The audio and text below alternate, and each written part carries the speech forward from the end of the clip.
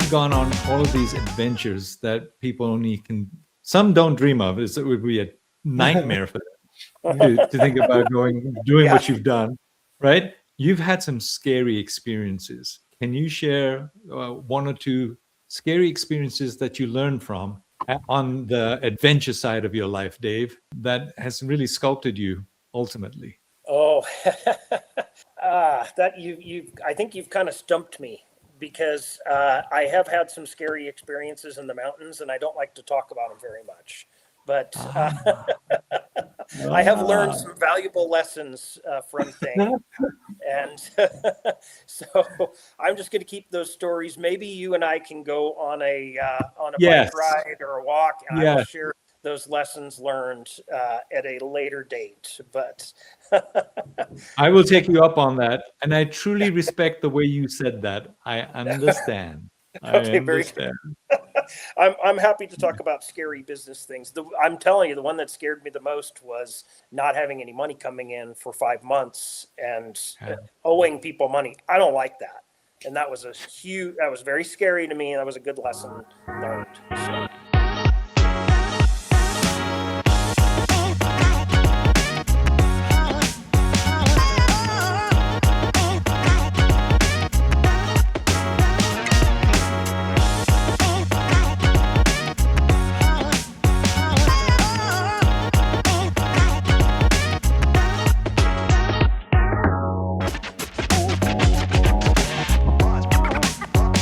Welcome, everyone.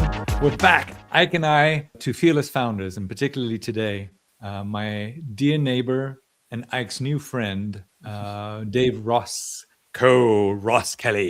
He goes by Roscoe, and so always trips me up. But we're really excited to have Dave here. Dave, and I'm going to read it to you. I'm going to read to the audience his background. It's impressive, and I wanted to read it out. So Dave has a master's degree in public health with emphasis in industrial hygiene from the University of Utah, the Rocky Mountain Center for Occupational and Environmental Health, and he currently teaches as an adjunct faculty member. He's board certified safety professional as well as a board certified industrial hygienist. He served on the board and as chair of the American Board of Industrial Hygiene, and has previously served on the AIHA board as a director.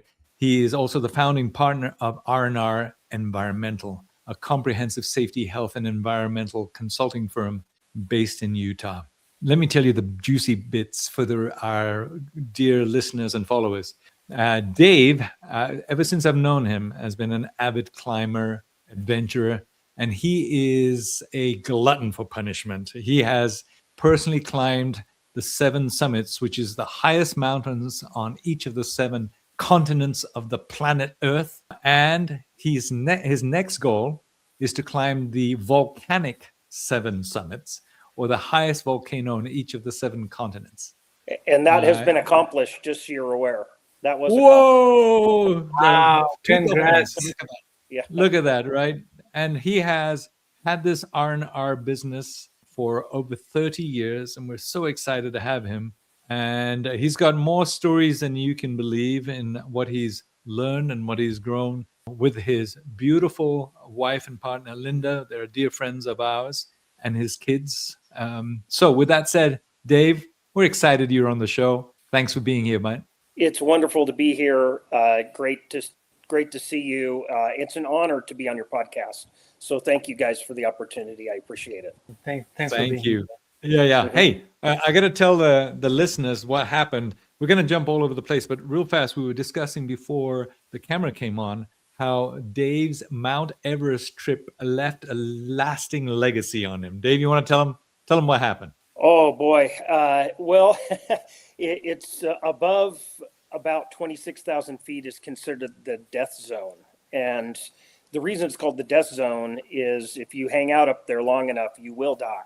It's not fit for continuous human occupancy. So part of being in the death zone caused me to lose a little bit of my self up there. So I got so cold when I adjusted my supplemental oxygen mask, it kind of pulled some of my cheek away. So I've lost a little bit of cheek since 2013. And that's a lasting legacy. Other than that, I've got all I won't show you my toes, but I've got all my fingers. I have all my toes. I've lost some brain cells. You can't quantitate that very well.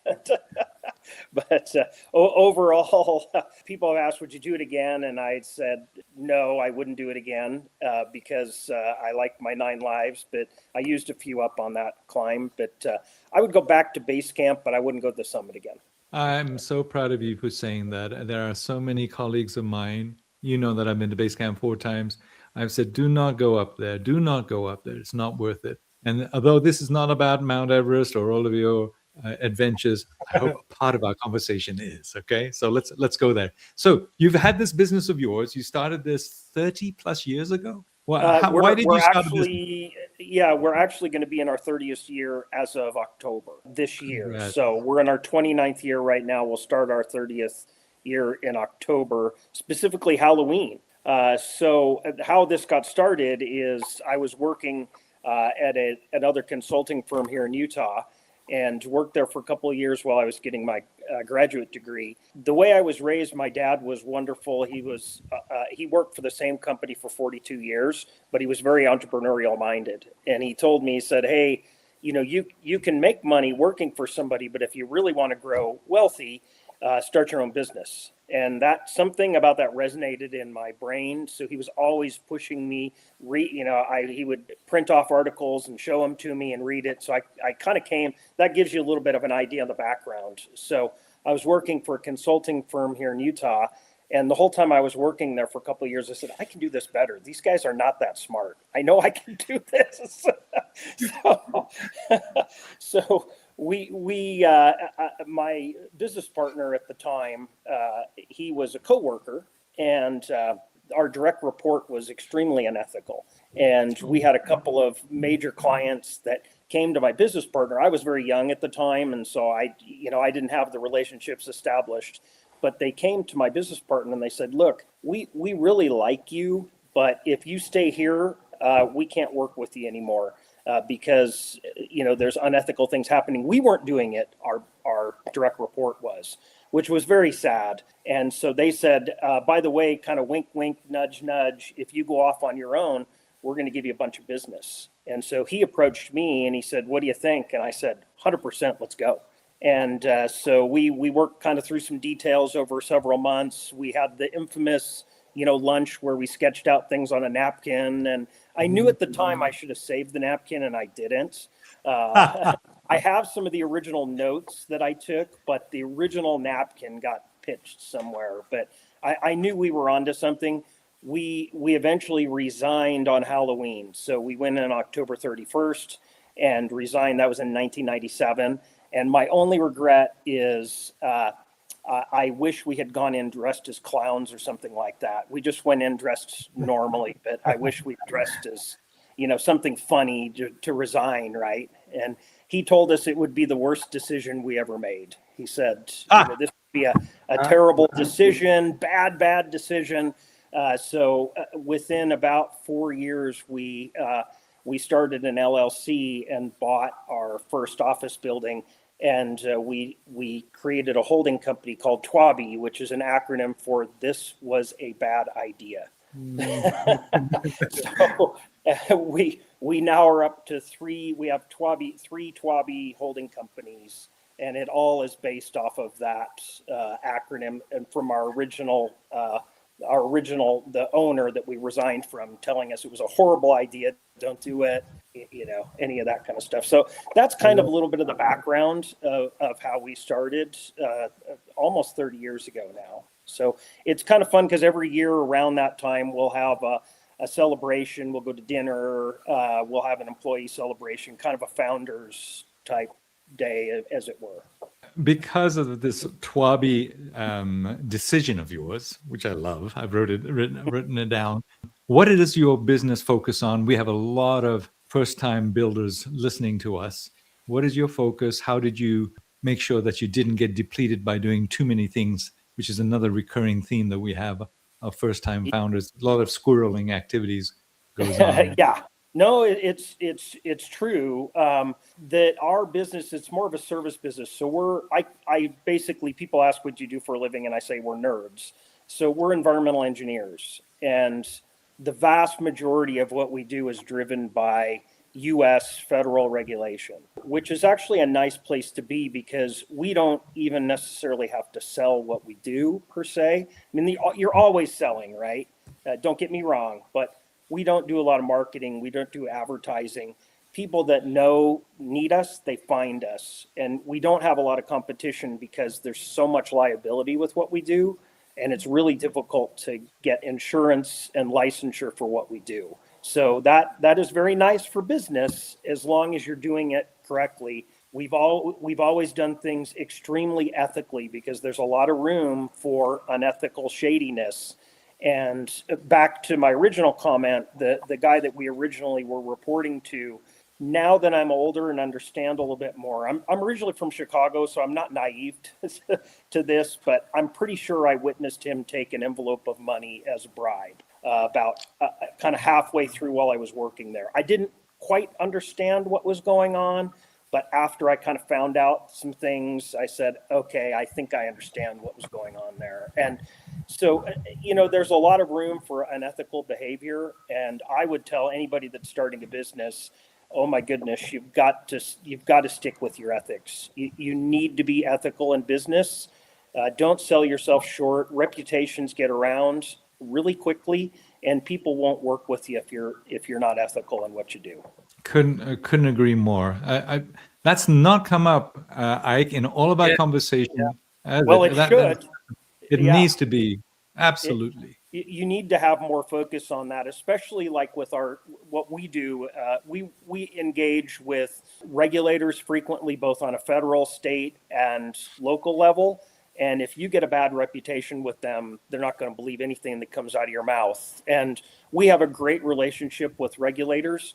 And, when we put our signature to something and when they see our names on reports, it means something to them. And I mean, they're free to look at whatever and audit whatever they want to. But I've heard them frequently say, hey, when we see you're involved with a project, we know it's going to go well, which that to me, that is a massive success. It is. And I'll tell you what, Dave, regardless of federal, state, every business, every home, every environment in which you are present, you represent your own brand and what you stand for. And it is regardless of the type of industry. And I hope our listeners listen to us older people here. There is no shortcut that won't be found out. And it is not worth it. Not worth it at all. Yeah. So you're always going to be accountable for somebody. And if you have a shady reputation for, and I said shady, reputation for, not paying back investors or not being truthful with X, Y, or Z, just like you say, Benoit, the word's going to get around. People are going to know that, and they're not going to want to work with you, regardless of what business segment or sector you're in. I had given you a hint of some of the topics.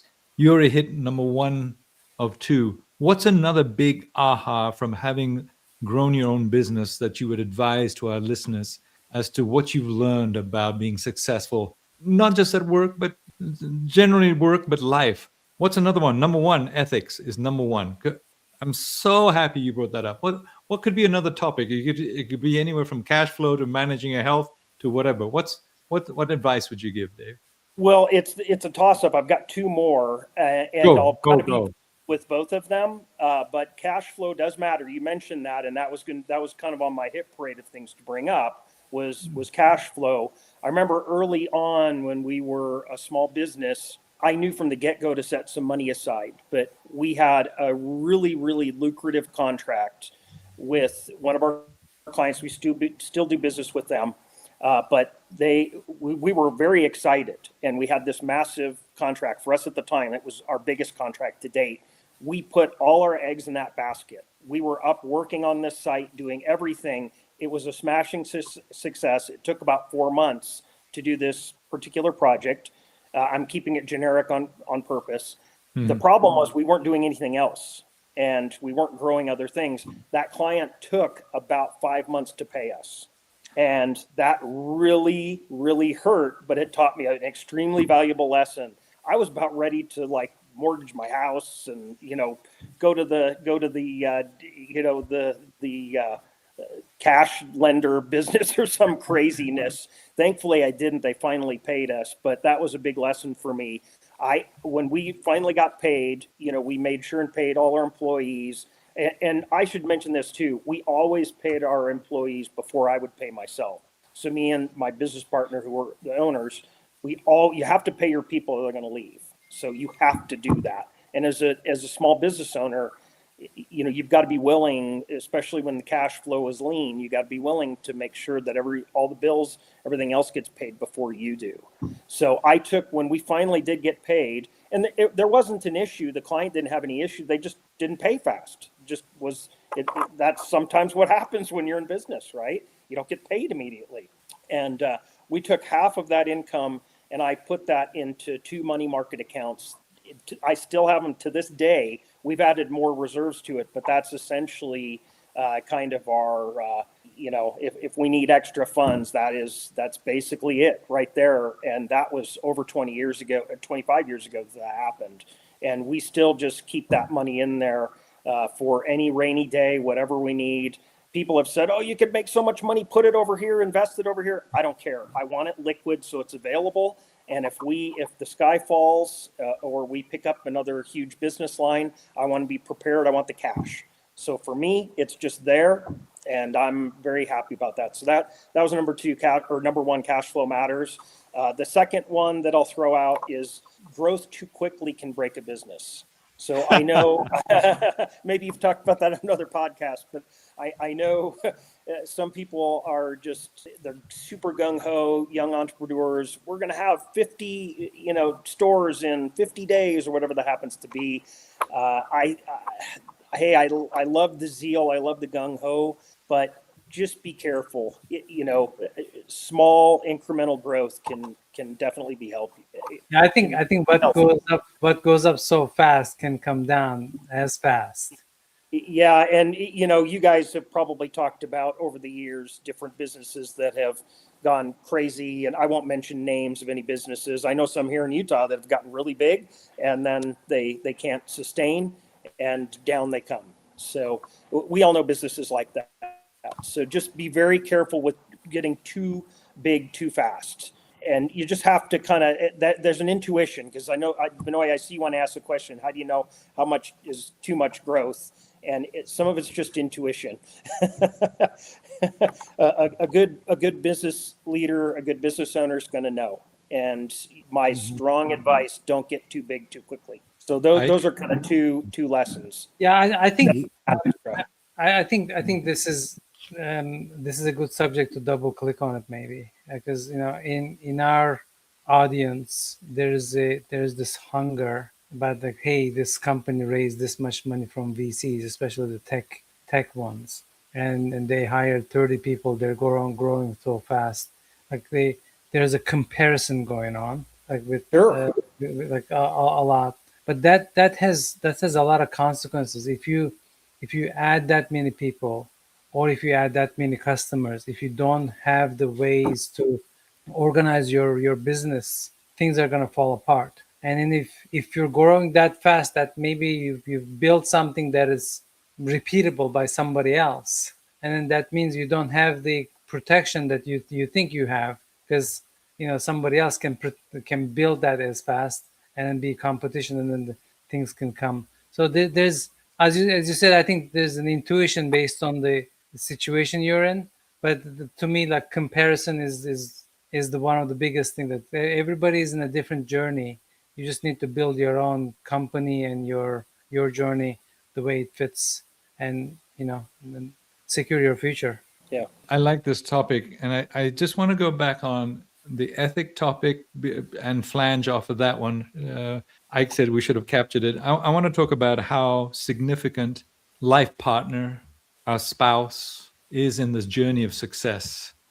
Share what you shared before, Dave, and then I'm going to add my story too. Yeah, and I'm going to expand a little bit on what I shared with you earlier. But my wife and I have been married for 31 years, and back when I was starting my business, remember October 31st of 1997, so this Halloween, I prior to that, my wife and I had a bunch of discussions. We're very open. We talk all the time. And so I always seek her input. And I said, look, I've got a secure job. I'm finishing graduate school. What do you think about me starting my own business? And she's just an incredible human, super supportive of me. And she was all in.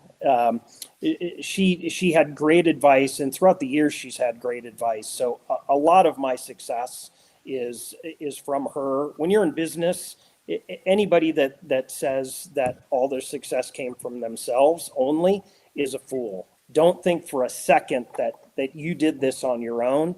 You have mentors, you have spouses, you have employees, you have tons of people that have helped you get where you are. So never, please, if you're just starting a business, lose that mindset that you did this on your own or you're doing this on your own.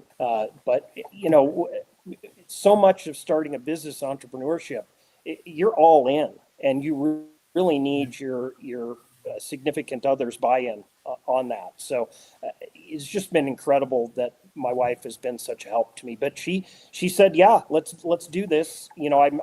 She was part of the decision making before I went in and resigned. I didn't just do that on my own. It impacts her. And at the time, she was pregnant with our first child. So I've got a dissertation I'm working on for graduate school. We've got a baby on the way. She had just left her job because we're getting ready to have our first son.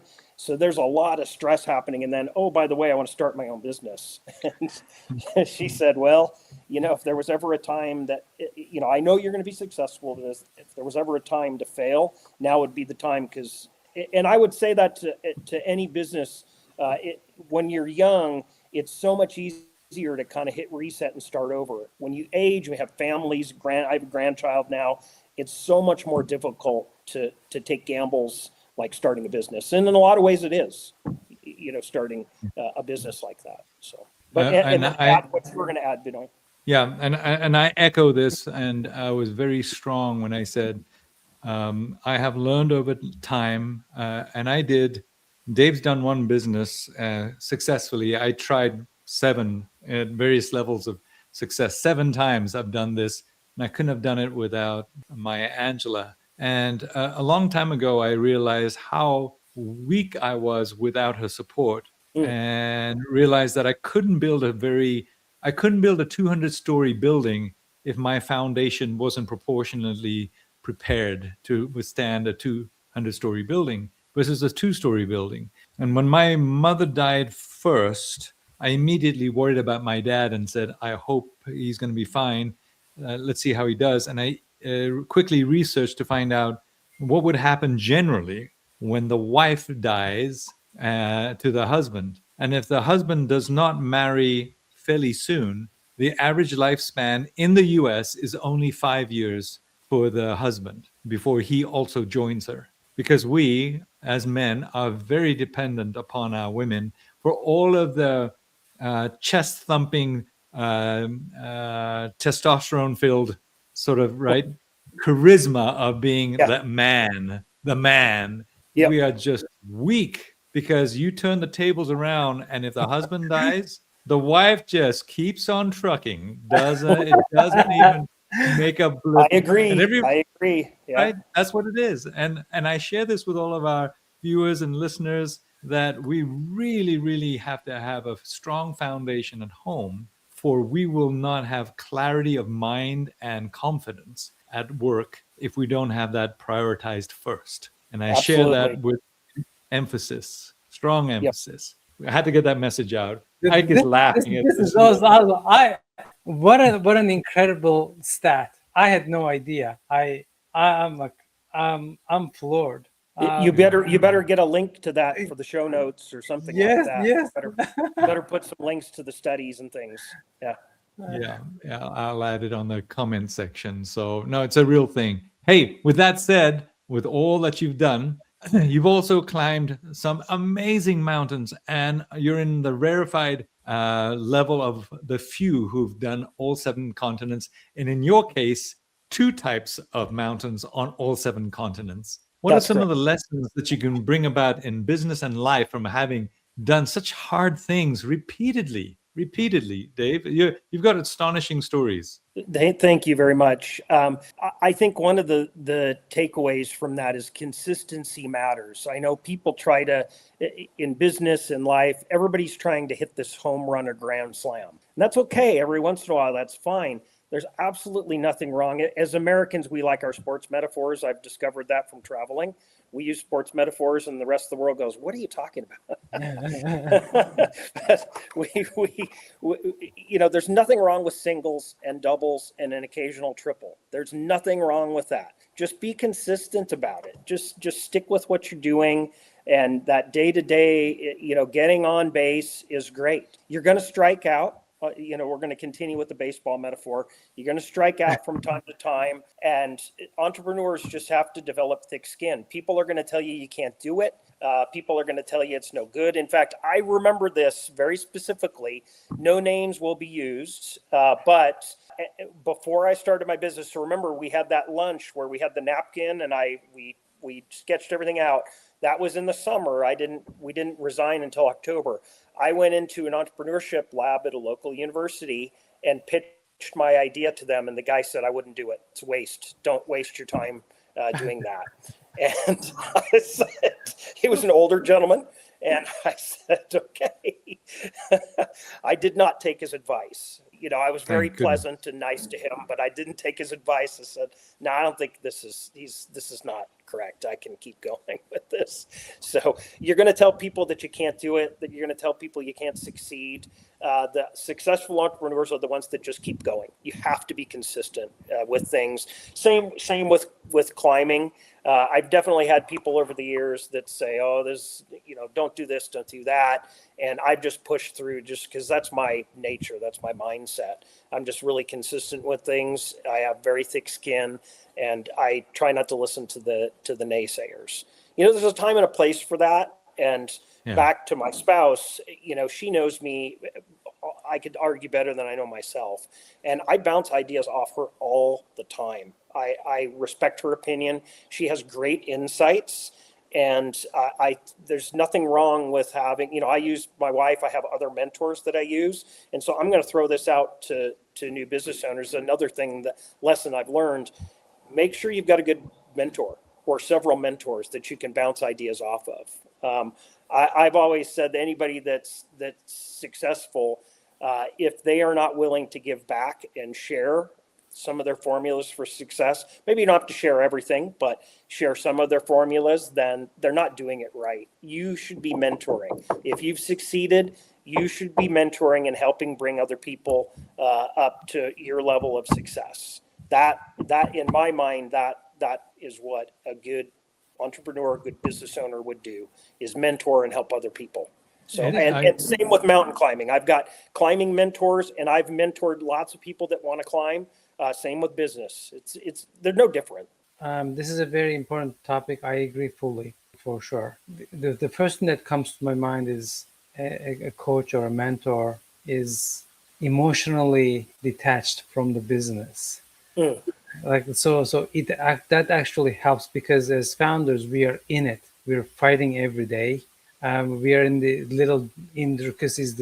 We're in the forest, so it's sometimes hard to get out. But the help from a coach or mentor can be a big difference. So, Dave, what's the level of coaching versus mentorship you should expect? Like our audience is, young entrepreneurs. Maybe this is their first time. As far as I know, there's a level of coaches don't tell you what to do.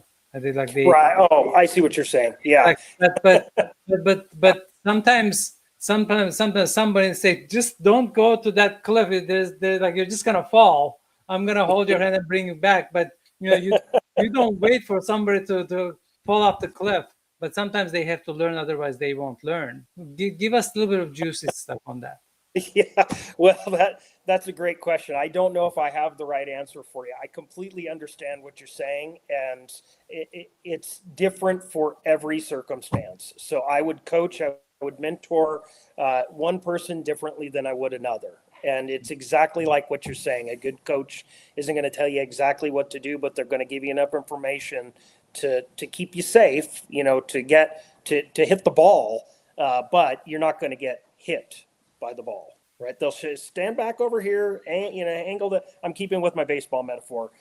Angle this way, swing through this way. So they're going to show you the fundamentals and help. But I coach everybody a little differently. And I don't mind saying this. I have 3 sons, and they all are different people, and I parent them all a little different. We've raised them all kind of pretty much the same way, to be good, ethical, God-fearing individuals, but they've all turned out a little differently, and I'm proud of them all. I love them all, but now I mentor them. They're adult children now. My youngest, he's 23. He just got engaged last weekend, so we are beyond excited. That's some breaking family news here. I'm beyond excited, and we love our daughter-in-law. And so as they transition into adulthood, I'm changing how I offer advice to them, and I'm not giving as much advice so much as just kind of being there for them. So when those moments pop up and they ask questions, I kind of be there. The good teacher will present himself when the need arises, right? Can I take that question just a little bit, please? I was going to ask it too.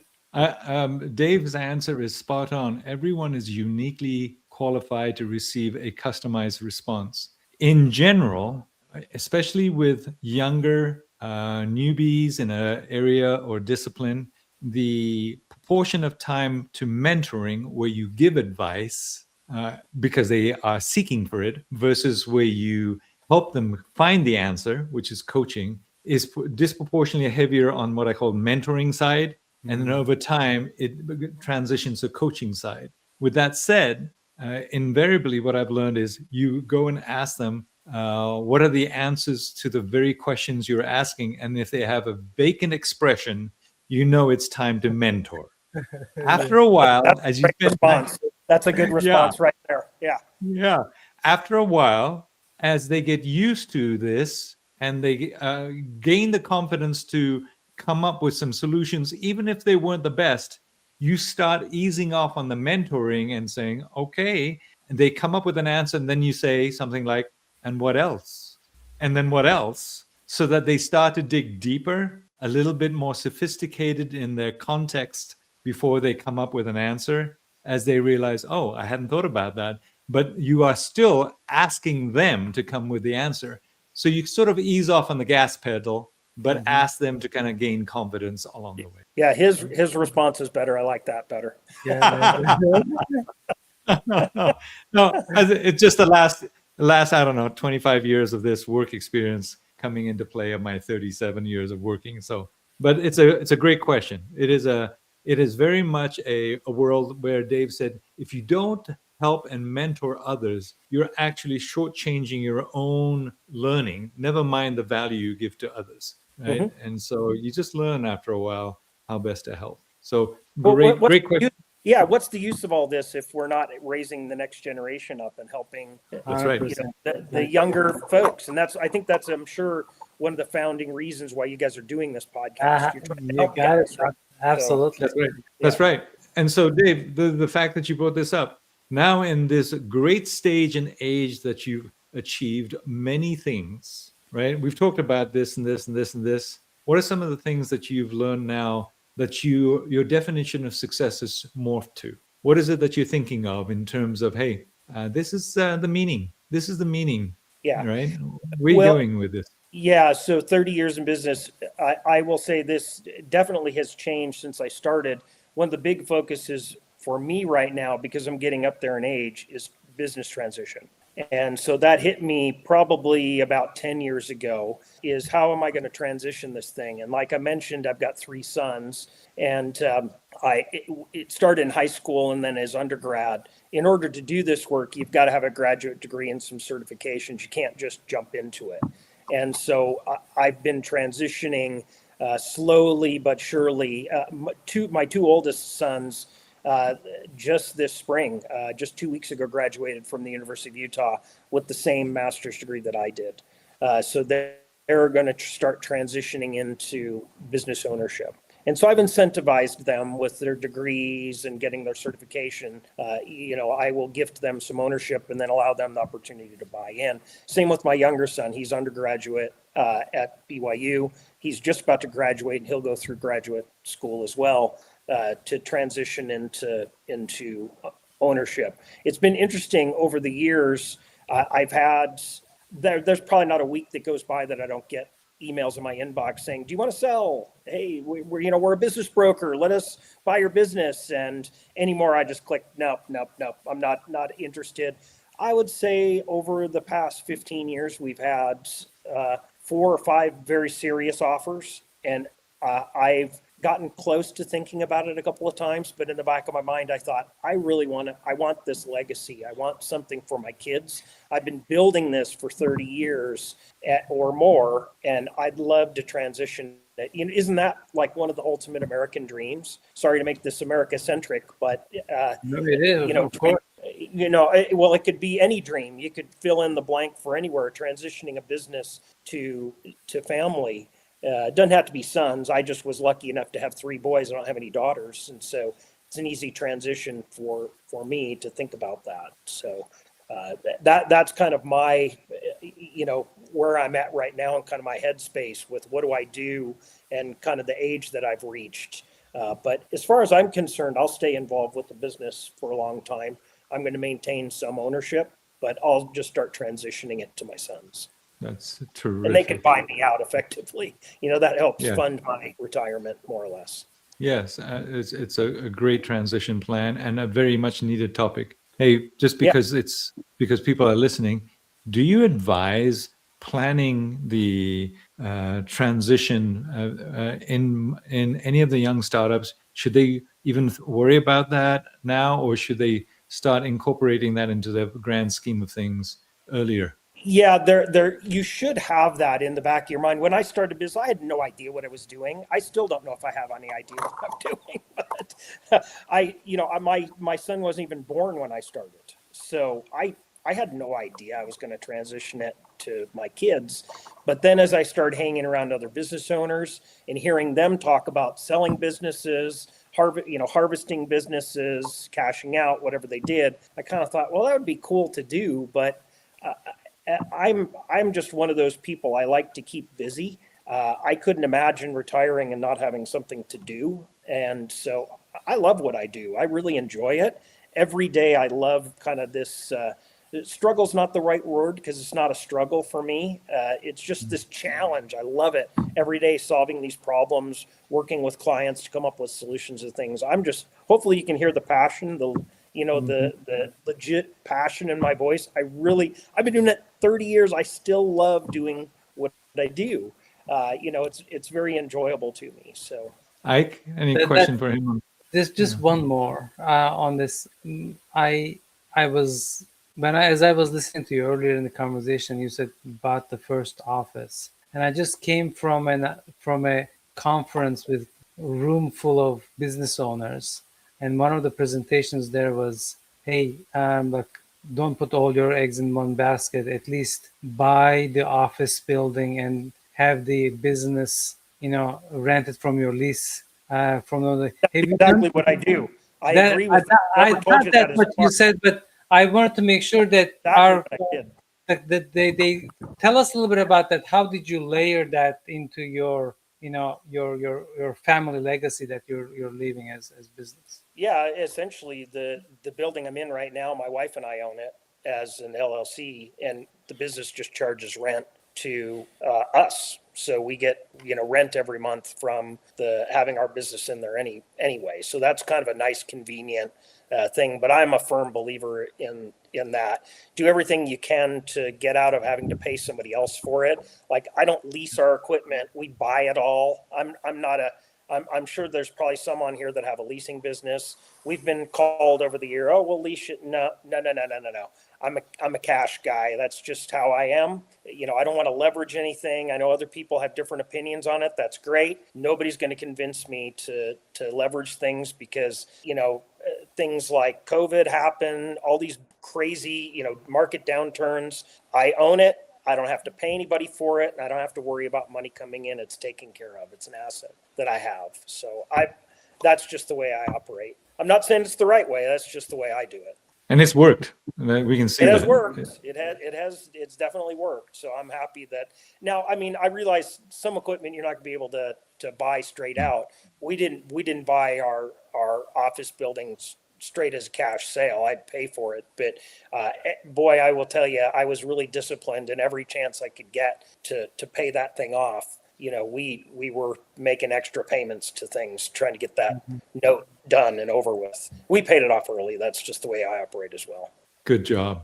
And if I may, we don't have much time, but I really want to go here. Completely different topic. You've gone on all of these adventures that people only can, some don't dream of. It would be a nightmare for them to think about doing what you've done, right? You've had some scary experiences. Can you share one or two scary experiences that you learned from on the adventure side of your life, Dave, that has really sculpted you ultimately? Oh, that I think you've kind of stumped me, because I have had some scary experiences in the mountains, and I don't like to talk about them very much.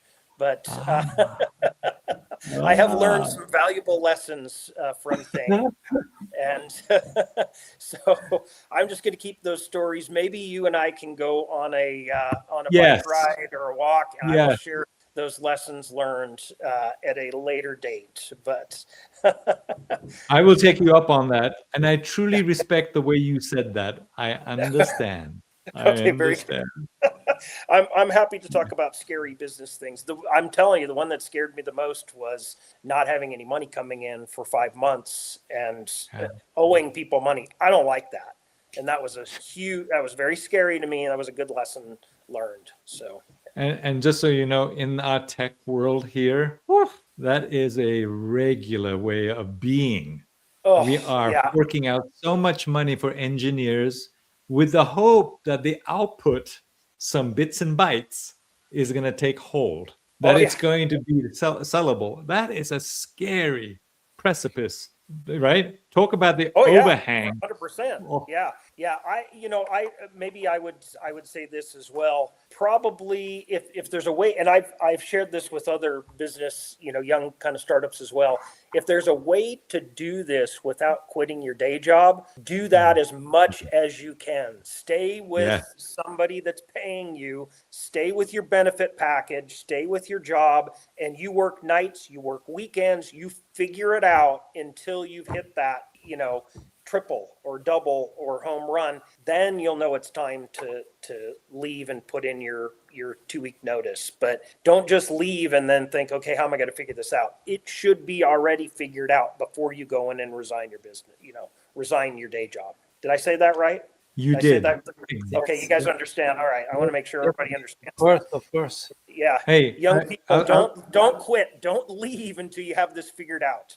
Agree. So about 2 years ago, I had an ex work colleague. He was a sales account exec. I was senior to him. He calls me out of the blue and says, "Hey, can I take you out to lunch?" I said, "Sure." And I said, I didn't know what he was going to talk about. We get together at a Japanese place, and he goes, "Hey, I just wanted to let you know that I took your advice." I said, "What advice was that?" And he said, "You said, don't leave the work income until your side hustle matches or exceeds that which you're you're earning, right?" Yep. And guess what this guy said? "I just wanted to let you know that I just left a couple of months ago." I said, "Congratulations. What did you do?" He says, "I'll tell you about what I do in a minute, but let me tell you what I did. I waited until I made 10 times the amount of the employee role before I left." I said, "Why'd you wait so long?" Well, it's scary. It's hard. It's a big transition to jump off that cliff, so to speak, right? It's very difficult for people to do. Yeah. Yes. And so I applaud and support the motion that we have responsibilities that will give us. And here's what I've learned over time. Yes, there's cash issues. You worry about benefit. The biggest issue that I've learned, Dave, on that very topic of not leaving too early is clarity of mind. When you know that you have some level of money coming in, there's a level of oxygen that's being taken into the brain so you can see things a little bit more objectively with some clarity. But when you are starving of oxygen with no income and you are desperate, you make some dangerous moves. You start thinking in ways that are not healthy, and you lose that clarity. And so your advice is dot on. Right? Yeah, I Dot would on. say yes. Yeah. And I don't mean to finish on this quote. We'll have to finish on something else, but you're right. Desperate people do desperate things. And you don't want to be in that position as a business owner. You don't want to make desperate decisions on things. You want to be in a better position. And I agree exactly with what you're saying. I'm going to kind of close around. I will say this. This is one thing I've already known about you, but it has now been re-impressed, Dave, that the engineering science-based brain of yours, coupled with this fearsome risk-taking adventure man, has resulted in a very deliberate, successful business over 30 years. That's a combo that's rare. And I applaud you. I applaud Linda. I applaud the support structure and the boys. But now I see why you have been so successful. Congratulations. Thanks for sharing it with us. Namaste. And what a beautiful Namaste. Dhanyabad. You are terrific. He's been to Nepal many times, but thank you. Yeah, thank Nepal you. is a great place. It is. Absolutely. I hear they have lots of good-looking people over there. Anyway, go ahead. I love Thank it. you. I love it. Thank you for being here and inspiring the next generation in the right way. I think there's so many good nuggets here. Don't listen to everybody. Everybody's gonna say all the naysayers, and also being methodical and thoughtful about the business. Thank you. I think that was invaluable. You're welcome. Thank you, Ike. And I'll say namaste to you as well. Thank you, Dave. Thank Hang you. You're on, very we're going to close out, everyone. Thanks so much. Please share this with others in your network. We love helping, and we will be more than happy to answer any questions you have. Dave, thanks again. Ike, until next time, see everyone. Bye-bye.